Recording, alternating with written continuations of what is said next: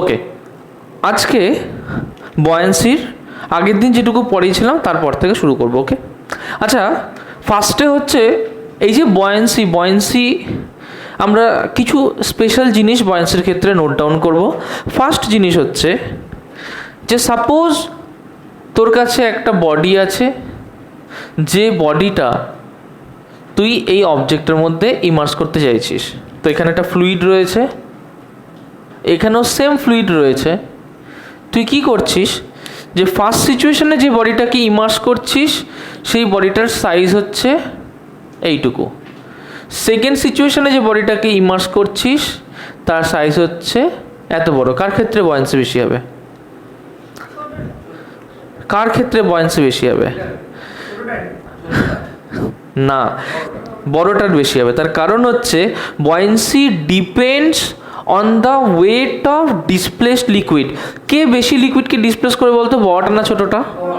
বড়টা। তা বড়টা will displace more amount of liquid, so buoyancy will be more in case of the bigger object. Okay, so লিখে নাও যে buoyancy will be greater for a liquid of greater volume। আচ্ছা, liquid of greater mass বলছি না, খেয়াল করেছো? Liquid of greater volume বলছে। Suppose একটা এইটুকু সাইজের ব্লক যদি আয়রনের হয় আর একটা এত বড় ব্লক যদি উডের হয়, আয়রনের ব্লকটার ভলিউম কম, উডের ব্লকটার ভলিউম বেশি, কিন্তু মাস হয়তো তাদের সেম। বাট আয়রন ব্লকের ক্ষেত্রে কিন্তু বয়েন্সি কম হবে, যার ভলিউম বেশি উডেন ব্লক তার ক্ষেত্রে কিন্তু বয়েন্সি বেশি হবে। Is that clear? যদি আমি ওটাকে কমপ্লিটলি ইমার্স করে দিই, ইজ দি কনসেপ্ট ক্লিয়ার? আর যদি ওটাকে ফ্রি ফ্লোটিং রাখি তাহলে কার বলে বয়েন্সি কেমন হয় বলতে পারবি? না, ধর এটাকে ফ্রি ফ্লোট করলাম, একটা আয়রন ব্লককে, আর এটাকে ধর কোনোভাবে ফ্রি ফ্লোট করাতে পারলাম, মানে এমনি ফ্লোট করাতে পারলাম। আচ্ছা, মনে কর এইখানে একটা অবজেক্ট আছে, এইখানে একটা অবজেক্ট আছে। ওকে, দুজনের মাস সেম, মানে দুজনের ওয়েট সেম হবে। দুজনের কি বললাম? মাস সেম, তার মানে দুজনের ওয়েট কি হবে? সেম হবে। তাহলে ধর একজন ওয়েট সেম বাট বডিটা একটু এনলার্জড বডি, আর একজনের ওয়েট সেম বাট বডিটা একটু ছোট বডি। Is that clear? বলতো দুজনের মধ্যে যেহেতু দুজনের ওয়েট সেম, তাহলে দুজনের কি বয়েন্সি আলাদা হবে যদি দুটোই ফ্লোট করে? যদি ফ্লোটিং অবস্থা থাকে, পুরোপুরি ইমার্স না করি, তাহলে কি বয়েন্সি সেম হবে না আলাদা হবে? আয়রন নয় এটা, ধর এটা কোনো একটা টাইপের প্লাস্টিক, এটা হচ্ছে একটা উড, দুটোই ফ্লোট করতে পারে জলের উপরে।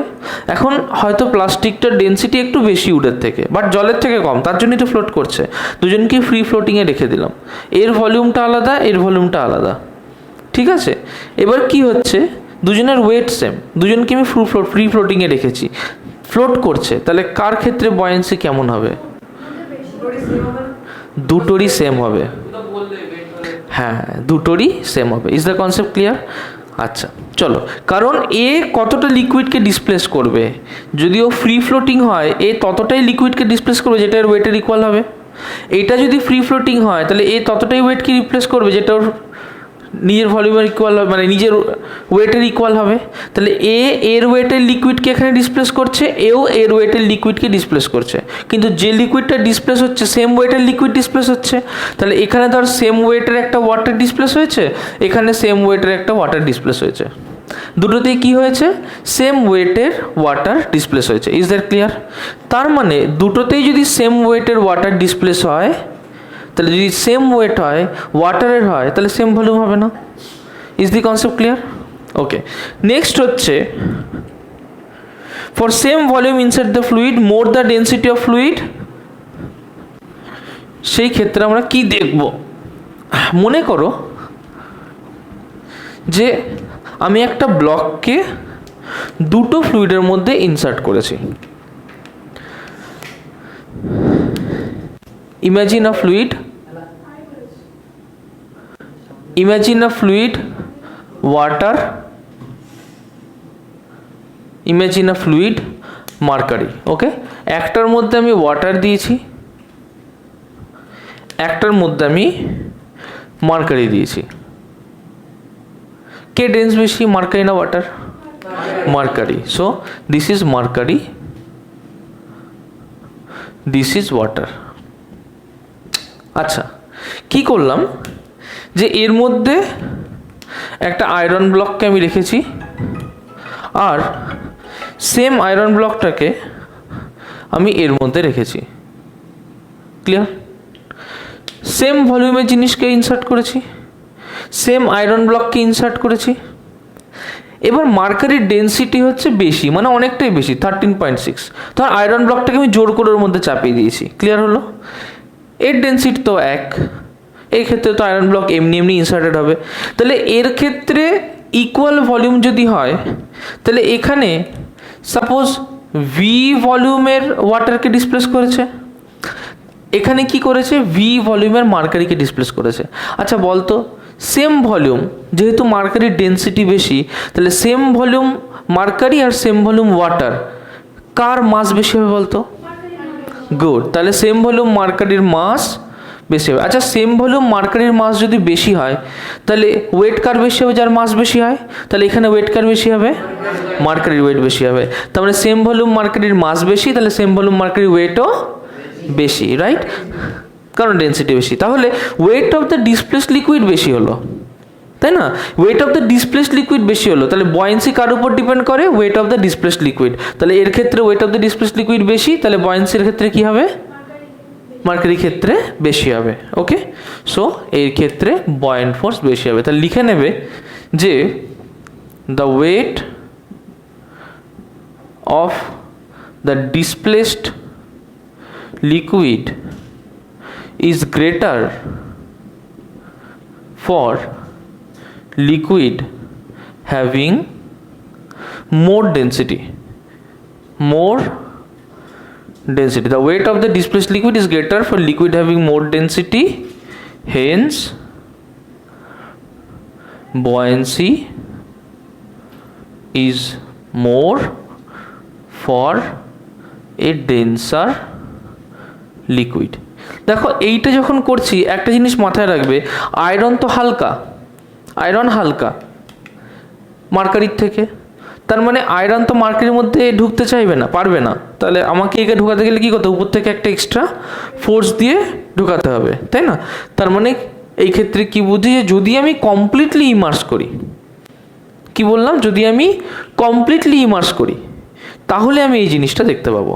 কখন দেখতে পাবো? কমপ্লিটলি ইমার্স করলে।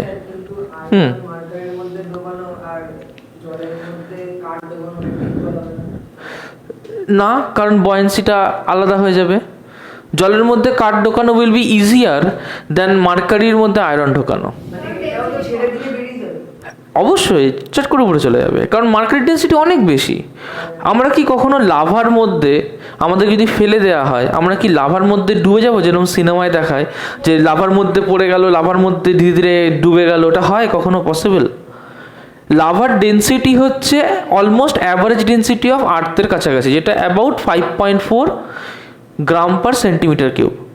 মানুষের ডেন্সিটি হচ্ছে 1.1 গ্রাম পার সেন্টিমিটার কিউব। তাহলে কত ডেন্স বেশি, বুঝতে পেরেছিস লাভা? তাহলে কি লাভার মধ্যে ডোবা সম্ভব? পসিবল না। লাভার মধ্যে যখনই ডুবতে যাবো আমরা উপরে বসে বসে পুড়ে যাবো, মানে সেটা কখনো ট্রাই করতে যাস না, ঠিক আছে? যেটা ট্রাই করা বোকামি হয়ে যাবে। বাট লাভার মধ্যে আমরা ডুবতে পারবো না। তা সিনেমায় যা দেখায় ওটা বিশ্বাস করিস না, ঠিক আছে? আচ্ছা চলো, তাহলে এইটুকু জিনিস, হ্যাঁ বল, তাহলে এইটুকু জিনিস আমাদের ক্লিয়ার হয়ে গেছে। হ্যাঁ হ্যাঁ, না লাভা বানিয়ে কিছুর মধ্যে ঢালতেই পারে, কিন্তু তার যা ওজন হবে এটাকে এরকম অত সহজে ঢালা যাবে না। লাভার ওজন প্রচুর, মাটির ওজনের সমান। আচ্ছা, এখন একটা ইন্টারেস্টিং জিনিস জানবো, সেটা হচ্ছে সেন্টার অফ গ্র্যাভিটি আর সেন্টার অফ বয়েন্সি। কি কি বললাম? ওকে, ভালো করে দেখবি। থার্ড পয়েন্ট আমাদের, মনে কর আমার এখানে একটা বডি আছে যেটাকে আমি কোনো লিকুইডের মধ্যে ইমার্স করিনি, পরিষ্কার হলো? তাহলে আমরা কি জানি, ধর এটা একটা স্কোয়ার প্লেন ধরলাম, তাহলে এটাকে যদি এরকম ডায়াগোনালগুলোকে কাট করি, সেটা যে পয়েন্ট দিয়ে পাস করে, now this is the centre of gravity G. পরিষ্কার হলো? এটা কি বললাম? Centre of gravity G. Imagine কর যে এটা হচ্ছে একটা কাঠ, এটা কি কাঠ। ওকে, এবার আমি কি করেছি, যে আমি একটা টাম্বলার নিয়েছি, টাম্বলার নিয়ে টাম্বলারের মধ্যে আমি এই কার্ডটাকে ইনসার্ট করেছি।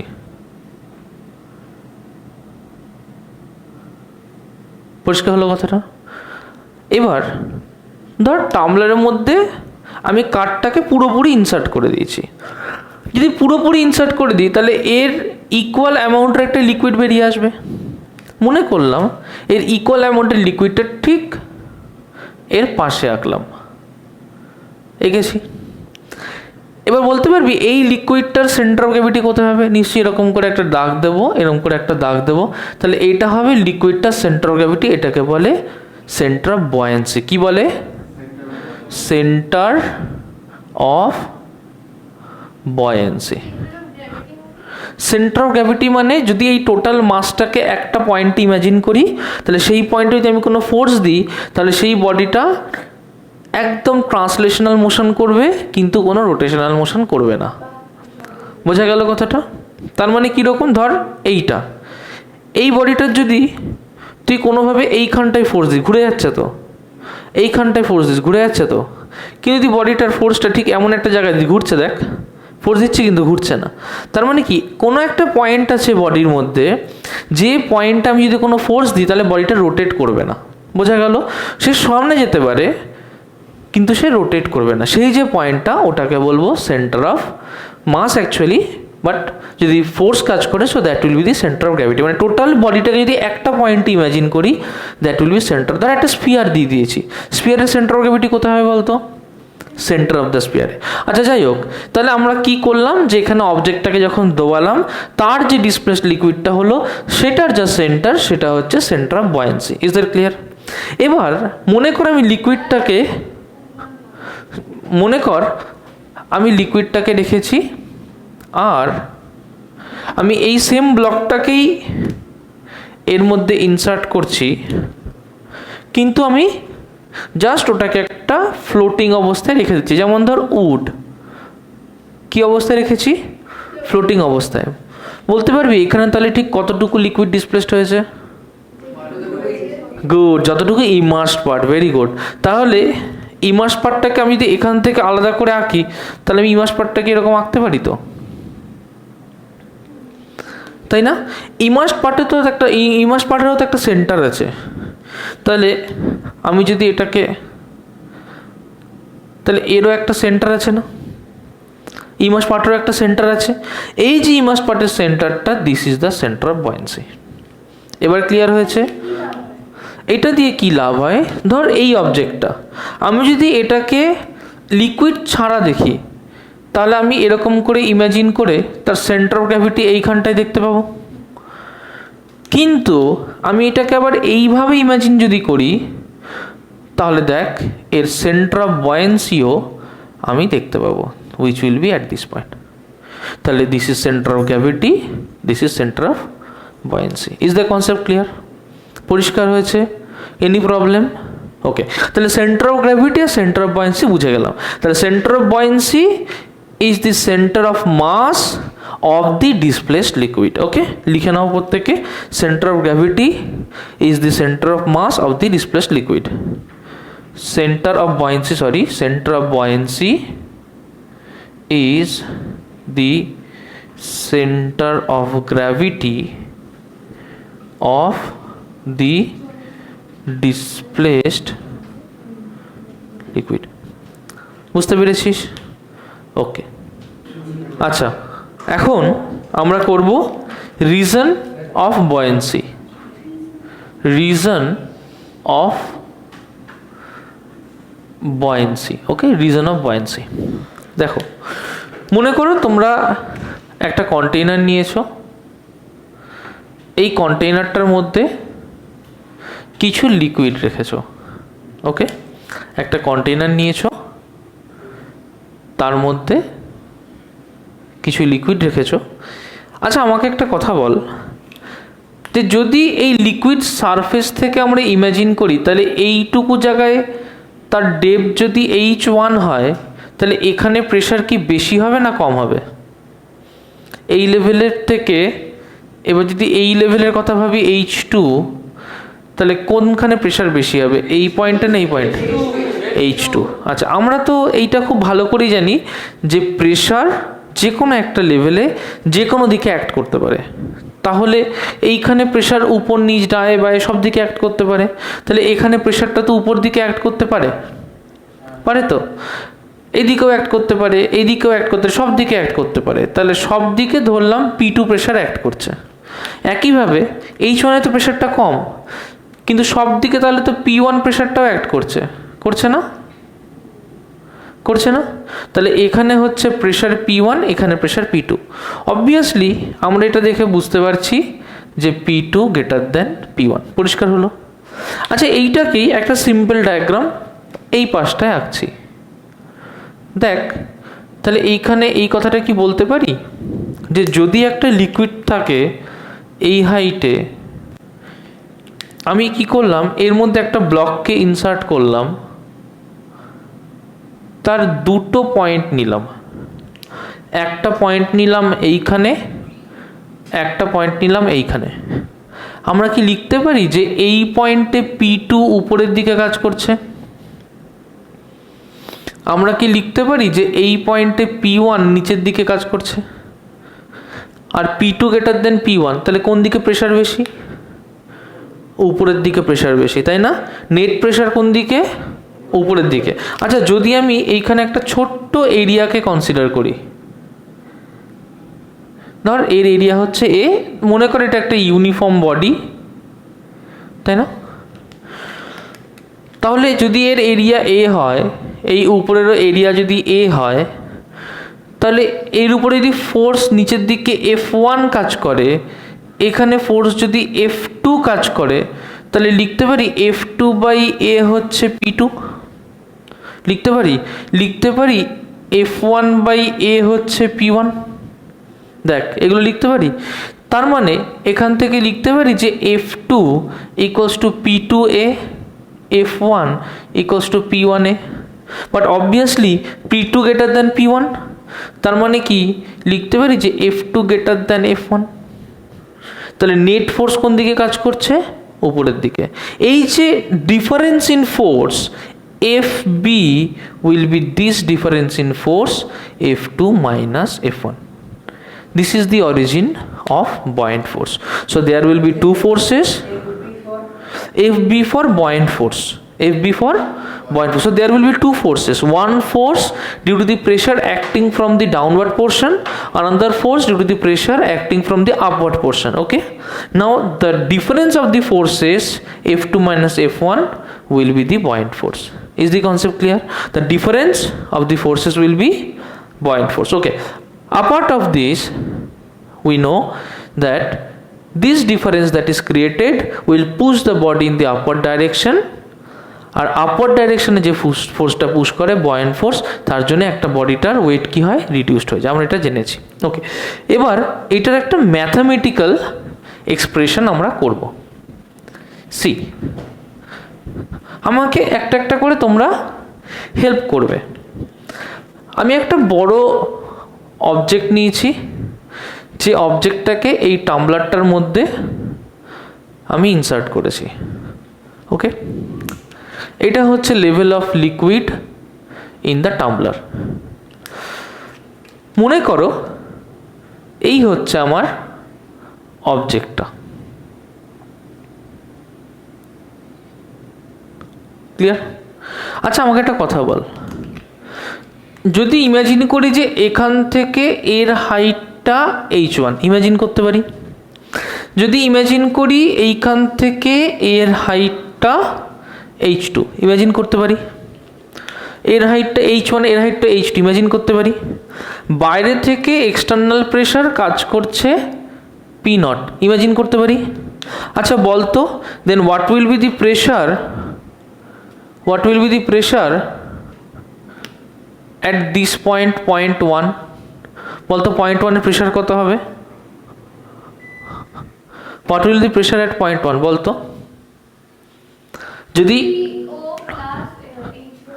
PO প্লাস H রোজি, তাহলে এখানে প্রেশারকে যদি আমি P1 দিয়ে লিখি, if I write the pressure as P1, তাহলে লিখতে পারি P1 equals to H1 rho g, লিকুইডের ডেন্সিটি যদি ধরি rho, so that will be H1 rho G plus external pressure P0, তাই না? বলতে পারবি what will be the pressure at this point P2? বলতো হাইটটা H2, দেন P2 ইকুয়ালস টু গুড, তাহলে P2 equals to H2 rho G plus P0, right?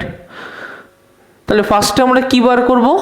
ফার্স্টে আমরা বার করব difference in pressure. Okay, so আমাদের কিন্তু বয়েন্ট ফোর্সের ডেফিনিশন হচ্ছে ডিফারেন্স ইন ফোর্স, তাই না? তো ডিফারেন্স ইন প্রেশার করে এরিয়া করেও বার করা যায়, বা ইন্ডিভিজুয়ালি ফোর্সটা বার করেও বার করা যায়। তো মনে করো যে তাহলে উপর দিক থেকে ফোর্স কাজ করছে F1, নিচের দিক থেকে ফোর্স কাজ করছে F2, লিখতে পারি। তাহলে এইখান থেকে লিখতে পারি যে or F1 equals to P1 into area.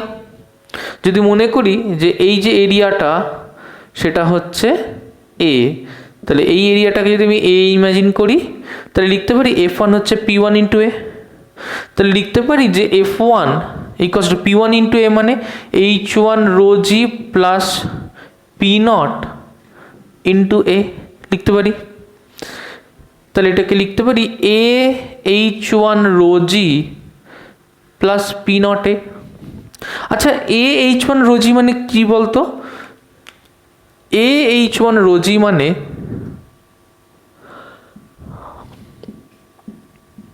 এই ভলিউমটা না, H1 A রো জি, তাহলে A H1 রো জি মানে, ইজ দ্যাট ক্লিয়ার? এই ভলিউমটা যদি এটাকে আমরা বলি ভলিউম V1, তাহলে এটাকে লিখতে পারি যে V1 rho g. Is the concept clear?